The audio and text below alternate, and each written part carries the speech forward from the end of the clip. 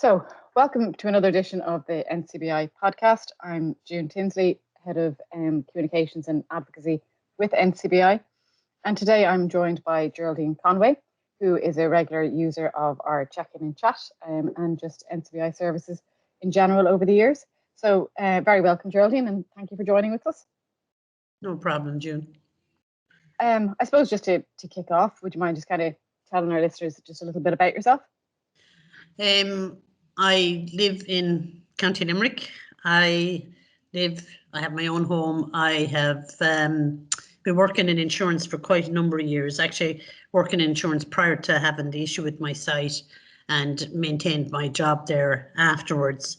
And I run an office generally on my own. I do have a nephew that helps me out during holiday time, but he's heading off to Canada tomorrow, so I will be there on my own from there. I do all sorts of general insurance, and I would have customers in and out, bar when we stopped that for COVID. So, and it's a job I've worked at all my life, and I was, as I say, I was lucky to maintain after I ended up being registered with the Council for the Blind.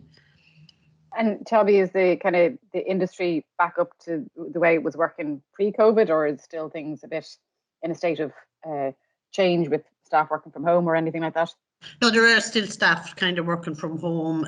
The offices are kind of opening up again. We still kind of let people into the counter.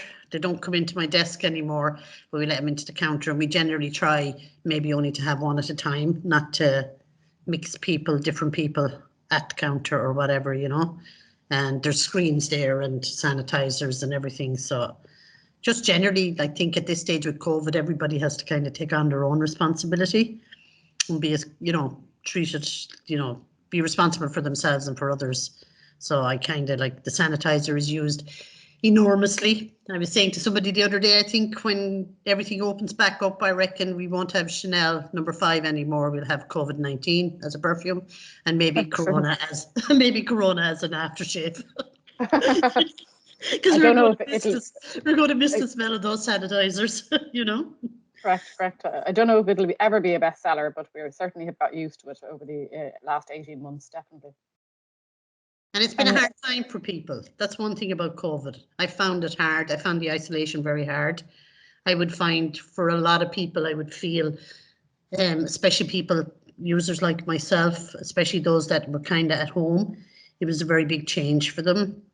I remember seeing some of the hints that the NCBI gave in the emails and things which people would think about, but if you're guiding somebody, they would hold your elbow, whereas they were telling everybody to cough and sneeze into their elbows, which is what somebody would catch.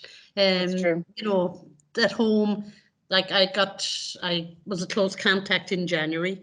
The day I went back to work, I was gone home again by lunchtime, and I found that 10 days was very, very hard because I had been flooded. My house had been flooded. I'd had builders in. They'd come back that morning, and I had to call them back out, let them go away again. So I couldn't spend my time doing that in the house because it wasn't finished.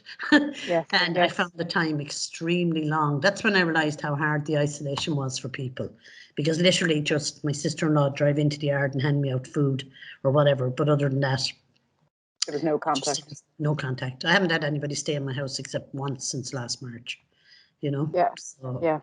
You're dead right. It certainly has affected everybody in different ways. So as the society reopens again, I know we're going to all relish being able to reconnect with people in a physical form. Yeah.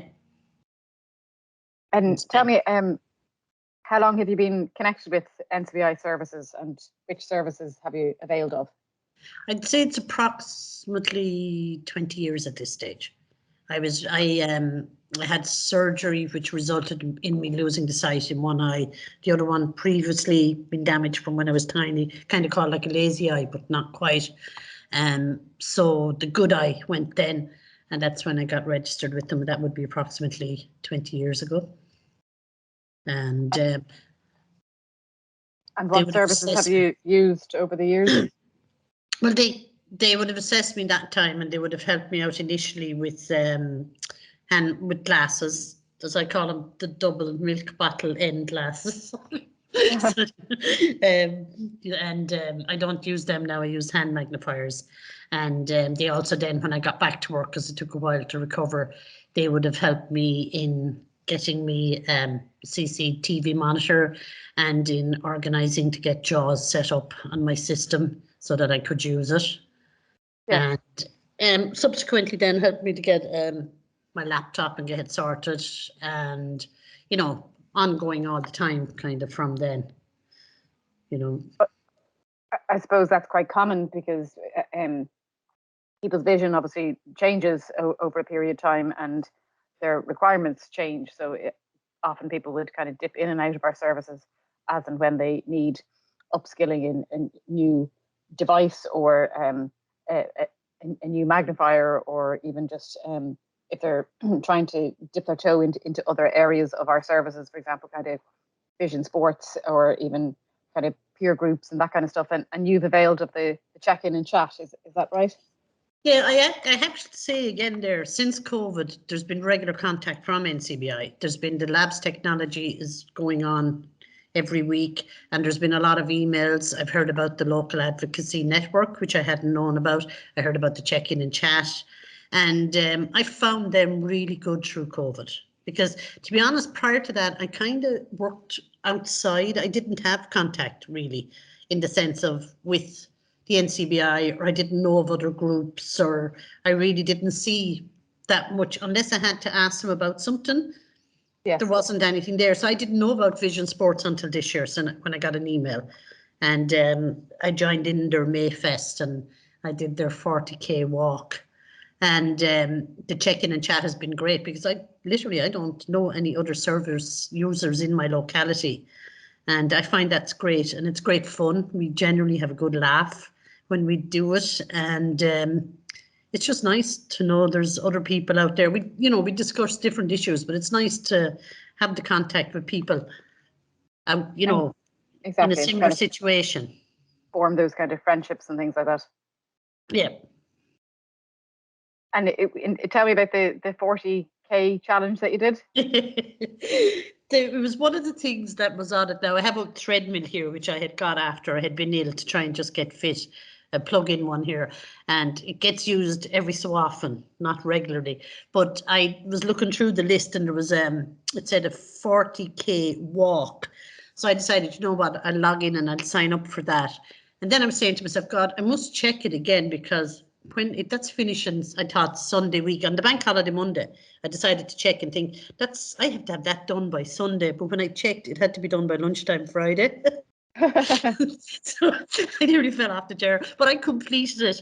I actually, that day alone, I got up and I stayed on it. I think I did 10K. I nearly fell off it at the end of it. So I did. So what I used to do, I would have 2K walk in and out to work. So I got up in the morning and I'd do 2K, and then I'd get ready and walk into work, and then I'd walk home, and then I'd get back up on it and try and do another 4 or 6K. So I completed my 10K by lunchtime Friday from Monday evening. My 40K rather. Fair play to you. I'm sure you were glad that the couch was literally right beside you. Yeah. It's kind of something I do that maybe other people would kind of understand why, but maybe because of what happened to me and the changes it made to my life. One of the things I like to do is to take on a challenge. I'll try anything once, and I actually do like a challenge. That's not saying I get them all done, but I do like it. And I think it's something that other people should remember. Like I was thinking the other day, what makes us different? I don't think we're different. I think we're normal people, as the saying goes, like everybody else. We just maybe see things differently, and we have to use different methods of getting people to understand us or whatever. I personally think, observation wise, I think we sometimes see and hear an awful lot more than people with full sight or whatever, because we're tuned to actually observe in other ways, and we're tuned that we have to listen and hear what's been said, because it's our main means of communication. True. Yeah, I suppose you need to tap into either your residual vision, or just develop different strategies to still accomplish the same things, but it's just to change how they are done. Yeah, it can give us some good memory if we work it well. True. And I suppose just in terms of any stories you can share with us about different challenges you might have had, either stopping you from participating in an activity that you wanted to participate in. I suppose I'm just trying to identify different challenges that have prevented people who are blind or vision impaired from participating in activities that they want to participate in. Have you ever experienced such barriers? Well, I think initially, like I said, I ran an office, I had staff underneath me at the time. I think not being able to physically recognize the person in front of me, that like it was a huge body blow to my confidence. Yes, really yes. big time. And it was trying to, and then as well too, because I had other people working in the office with me, I kind of maybe passed a lot over to them, you know, rather than challenge myself. So eventually somebody suggested I join Toastmasters, which is a group that helps people to be able to stand up and speak in front of an audience. True. Now, that I found excellent. I really found that such a help. The idea is that there's 10 stages that you cover, and by the end of the 10 stages, you can stand and do a 4 to 5 minute speech, but without any notes. Now, Okay, there's that's straight good. Definitely away. a challenge. There's straight away. I couldn't use notes in the beginning because I said to him, if I were to, we'd be there all night because each word would be probably on one page for me to be able to see it. So what I did instead was I used my JAWS and I started typing my speeches as an email to myself and then got JAWS to read it back to me so that I could memorize it. Yes. And that was, and it's very handy. The other thing is when it reads back to you, you'll hear your mistakes very quickly. You'll also hear that you're maybe repeating things.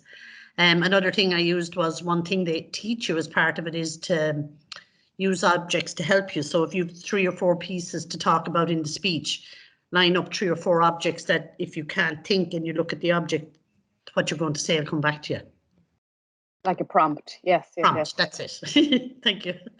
And I presume you accomplished that with flying colours, did you? Yeah, I did got my speech. I got 2 certs. I got a certificate, International Toastmasters, Competent Communicator and Competent Leadership.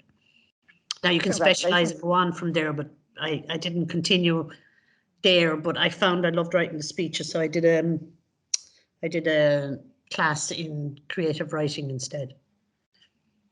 Wow, a woman of many talents, obviously. Fair play to you.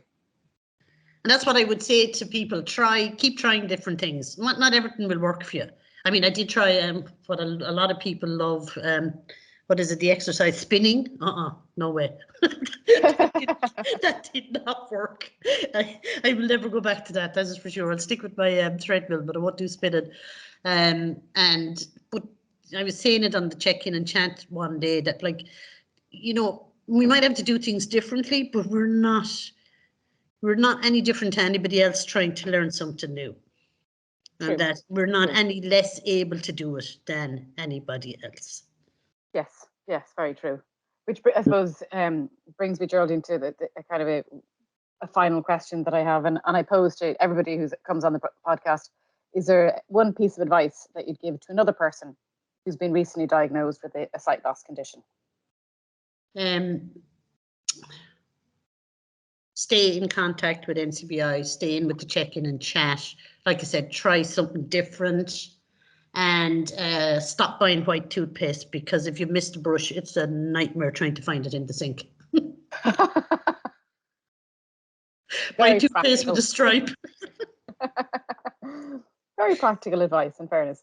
No, I certainly appreciate that because it is the lived experience. You've obviously, in that instance, bought white toothpaste and haven't been able to find it.